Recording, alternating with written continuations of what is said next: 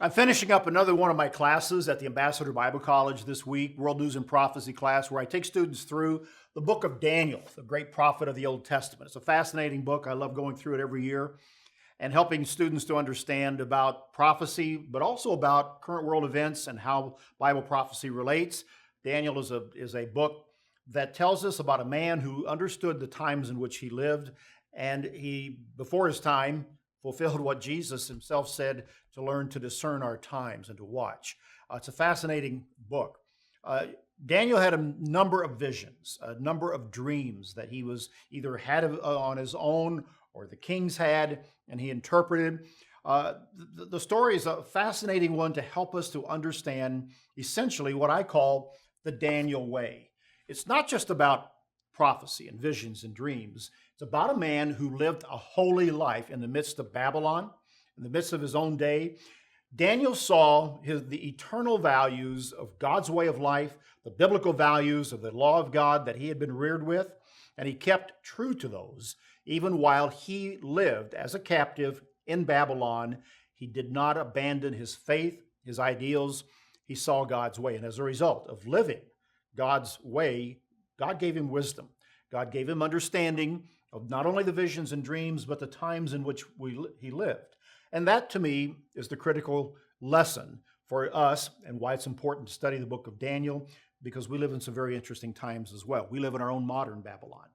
And if we can emulate the example of Daniel, living righteously and yet seeking to understand our time, I think that we can learn lessons and we can better navigate our world today without fear, but with a living faith and a courage that's important to us. You know, in Daniel chapter 12, at the end of a very long, faithful, and fruitful life, Daniel still wanted to understand what he was seeing, what was being revealed to him, but God said, essentially, it's all going to be sealed up. What he says there is fascinating.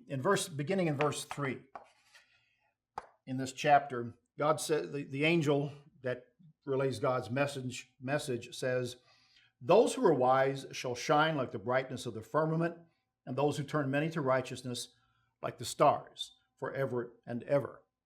Daniel was wise, and his example witnessed to two great kings in the world, and it teaches us today. One's example does count. It serves as a witness, as a testimony of God's way. And when people see it, it can work wondrous things according to God's purpose and will. I think there's a lesson for us here to let our example do the same thing as Daniel did here. He says the reward will be to shine as the glory of the stars. Is it worth it, the way we live? Absolutely. Daniel's example proves that. Daniel didn't understand all the visions that he had, but God said to him that they're going to be sealed up until the time of the end. All of his life, he sought a deeper insight and understanding, but at the end of his life and at the end of the days, God's final words were this.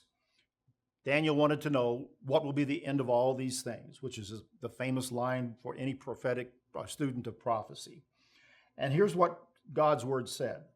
"Go your way, Daniel, for the words are closed up and sealed till the time of the end. None of the wicked shall understand, but the wise shall understand.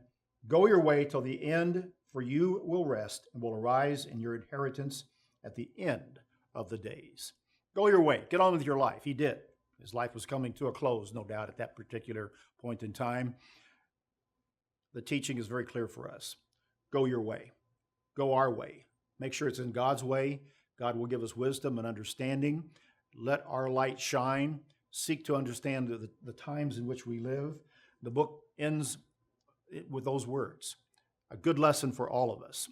We've closed that chapter in the teaching for the Ambassador Bible College this year, but why not open your own book, the Bible, and go into the book of Daniel and read just a little bit, maybe just the first chapter, to understand what it means to stand for God in a modern Babylon.